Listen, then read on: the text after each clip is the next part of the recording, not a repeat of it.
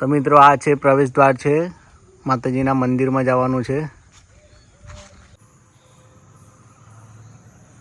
તો ભાઈ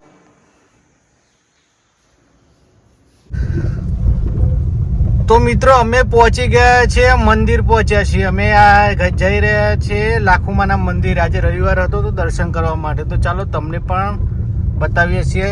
આ જો અધ્યાનોની મમ્મા, મારા દાદા છે, અધ્યાનોની મમ્મી છે, હું છું ને બધા છીએ. આજે પ્રવેશ ગેટ આવી ગયો છે.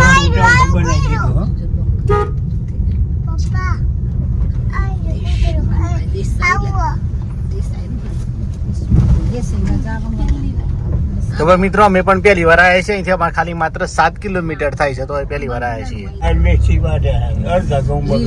જો મિત્રો સરસ મજાનું બનાવેલું છે, ઝાડ બધો મૂકેલો છે પ્રવેશ દ્વારની અંદર.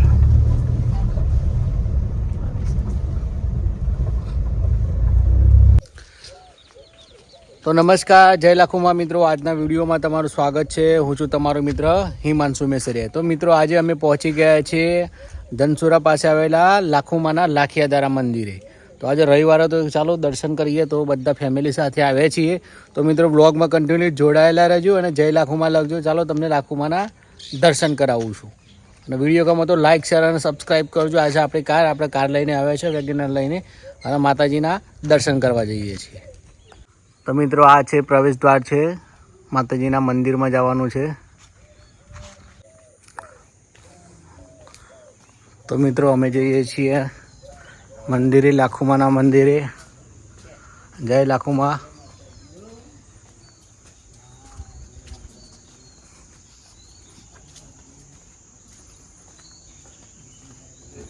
જય માતાજી.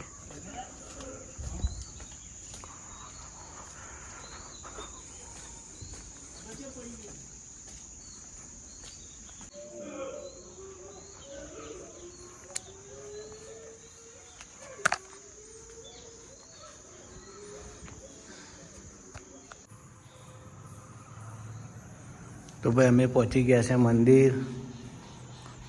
જય લાખુમા કરજો. અમારા દાદા છે ધ્યાન. જય માતાજી કહે, જય જય કહે છેવડા.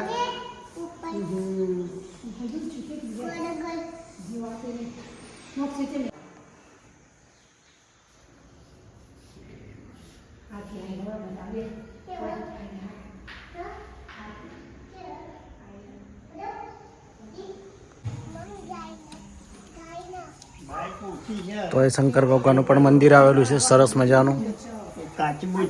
જાનું પગે લાગા કઈ જજે કરે, જજે જજે કરે બેટા. બીક લાગે કચ્છું ના કરે.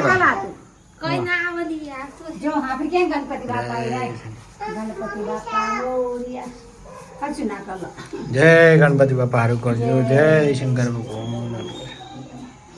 શંકર ભગવાનનું પણ મંદિર આવેલું સરસ મજાનું. મિત્રો ગોગા મહારાજનું પણ મંદિર આવેલું છે, આ તમે જોઈ શકો છો. જય ગોગા મહારાજ સારું કરજો. તો મિત્રો અહીંયા આગળ સરસ મજાનું મંદિર બનાવેલું છે. મંદિરના પ્રવેશ કરતાની સાથે જ અહીંયા ગાડી હાથીની પ્રતિમા મૂકવામાં આવેલી છે. તમે જોઈ શકો છો, આ ખારસ પથ્થરની બનાવવામાં આવેલી છે. અને આ મંદિરના પ્રવેશની સાથે જ આજુબાજુમાં હાથી મૂકવામાં આવેલું છે, અને આ મૂકવામાં આવેલું છે. અને આખું શિલ્પકામ કરવામાં આવ્યું છે. મંદિરની આખું પથ્થરની કોતરણી કરીને આખું મંદિર બનાવવામાં આવેલું છે, સરસ મજાનું. આ તમે જોઈ શકો છો. હા જો, હા.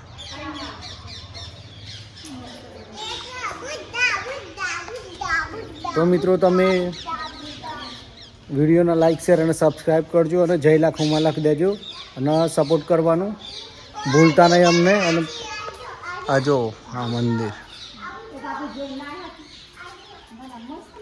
હા.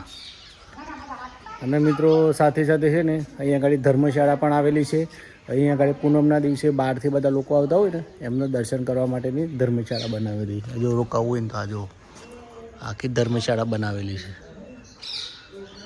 બહારથી જે આવતા હોય દર્શન કરવા માટે એ લોકોને અહીંયા આગળ આરામ કરવો હોય રહેવું હોય તો પણ બનાવવામાં આવેલું છે.